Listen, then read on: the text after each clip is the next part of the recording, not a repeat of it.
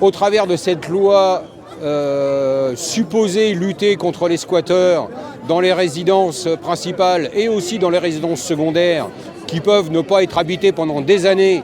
Et puis bon, quand il y en a qui s'en aperçoivent et qui sont à la rue, oui, ils peuvent rentrer de force dans ces logements.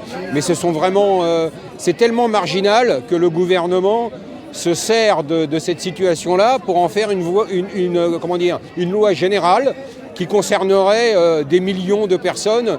Et c'est ça qui est scandaleux en fait, quoi. Au prétexte de s'attaquer aux squatteurs, qui sont vraiment quelques centaines, finalement c'est toute la catégorie de la population, notamment celle qui est soumise à la plus grande précarité, qui va être victime de cette loi.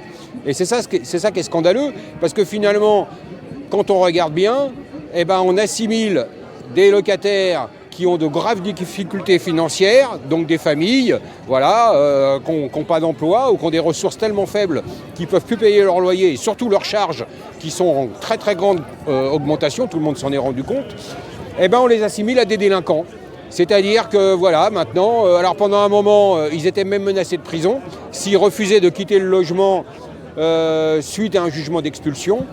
Bon, il semblerait que le Sénat a retoqué et que finalement, pour cette catégorie de population, la prison n'est plus à l'ordre du jour. Ceci dit, ça peut toujours aller jusqu'à une amende de 7 500 € si tu refuses de t'auto-expulser, en fait. C'est ça la situation.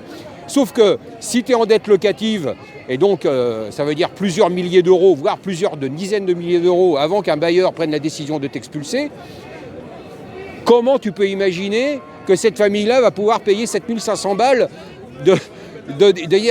d'amende alors qu'ils n'arrivent même pas à payer leur loyer pour pouvoir rester dans leur logement? Enfin voilà en gros la situation qui est complètement surréaliste, quoi. Et c'est contre ça qu'on se bat aussi aujourd'hui, quoi.